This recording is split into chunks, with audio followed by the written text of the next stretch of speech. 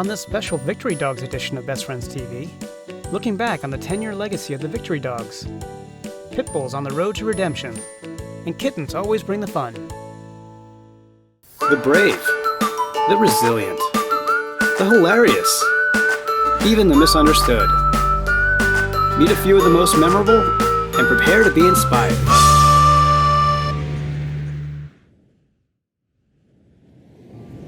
In January of 2008, 22 of the most traumatized dogs, rescued from the property of professional football player Michael Vick, arrived at Best Friends Animal Sanctuary in Kanab, Utah.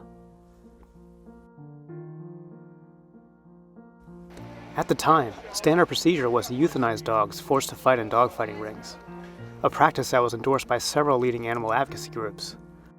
Luckily, that has changed in the years since, but back then it was the norm. Best Friends was among those who fought to save these dogs, seeing them not as irredeemable, but as victims that deserved a second chance. Oh my gosh, you're so cute! I can't really believe that it's already been 10 years. Sometimes I sit with the couple of dogs that are still here and take that time to kind of reflect back on this whole journey. When they first arrived at Best Friends, they were scared. They just really didn't have a lot of experience outside of what they had been through, which was quite traumatic for them. They didn't have a lot of experience having positive relationships with people, and that's really what showed. We set up individual kennels for them so that they could have outdoor time. In the evenings, they come inside into crates or an indoor room. We've got around-the-clock coverage actually for them. So we have caregivers who are here throughout the day, and then we actually have people sleeping here with them at night. So many people out there didn't believe that they could be rehabilitated, and everyone was watching, and everyone was looking to us to be able to know whether dogs from these type of situations could be helped.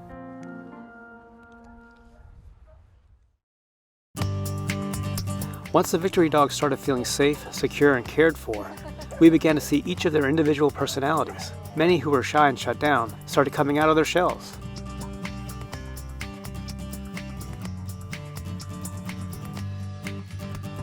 It was clear that these dogs had missed out on many of the good things in life. What we're seeing most with these dogs is that they don't have life skills. They're probably pretty limited on their experiences and exposure to new things.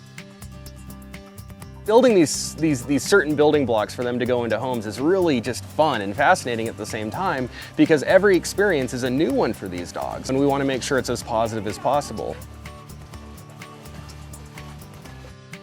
Many of them, in fact, really enjoyed the company of other dogs and formed relationships with those of their own kind.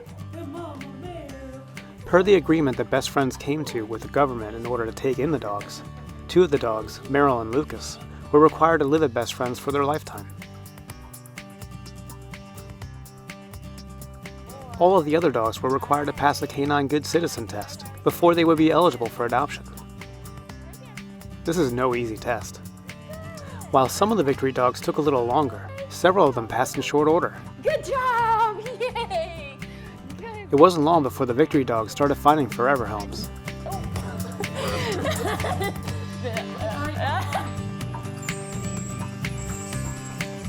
What you doing, bud?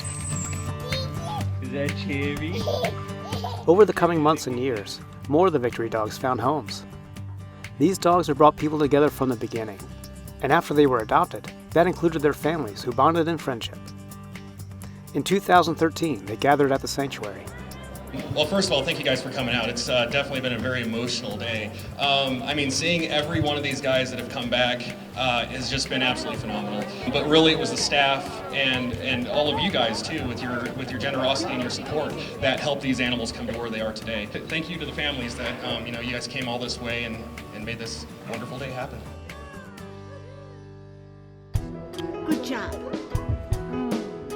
It took me a while to really be able to take that step back and recognize what an impact the work we did with the dogs had on policy and dogs across the country really led the way for dogs coming from a fighting background where they're the victims to really be given the chance. And these dogs really did have an impact on how America views dogs from a fighting background.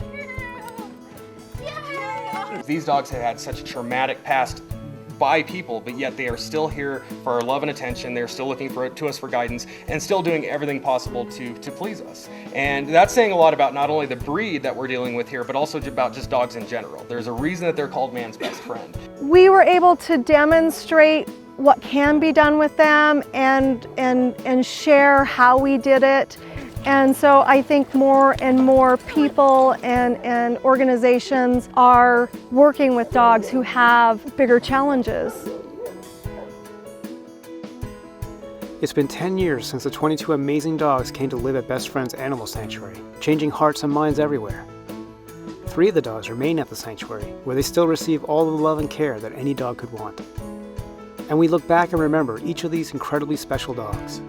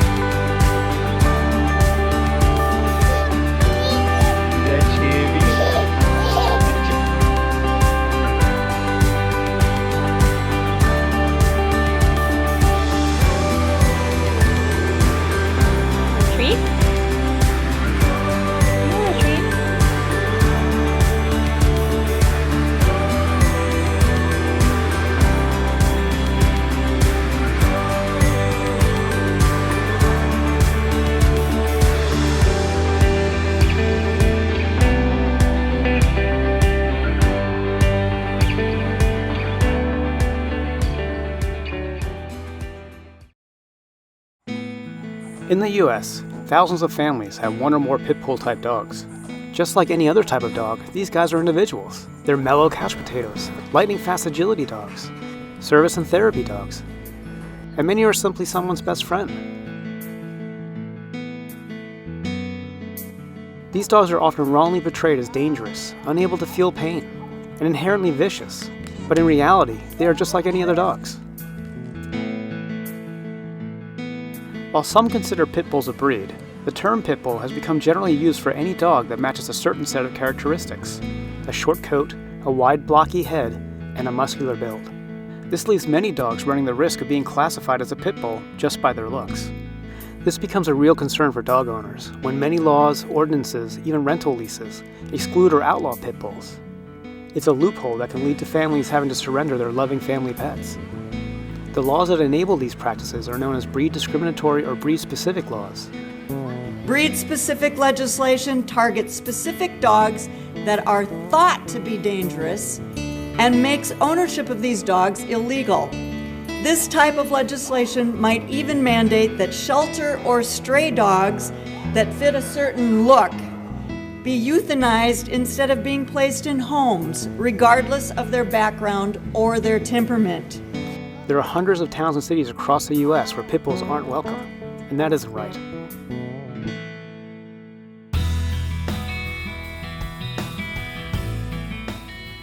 The good news, though, is that Best Friends Animal Society, along with other pit bull advocates, are helping to shift the public's misperceptions about pit bulls. As of 2017, 21 states have passed provisions against breed discriminatory legislation, and Best Friends is working every day to increase that number. Ending breed discrimination and enabling responsible pet owners to love and care for any breed of dog they choose is a key component in the fight to save them all. Working together, we can ensure that every pet, no matter the breed, receives a loving home.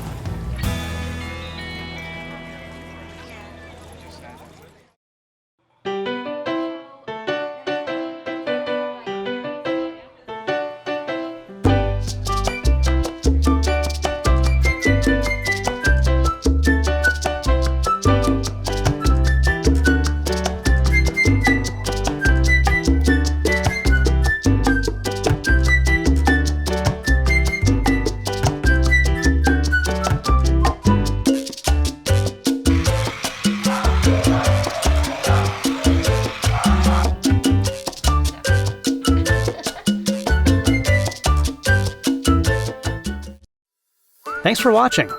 Don't forget to like and subscribe to get new episodes of Best Friends TV every Friday.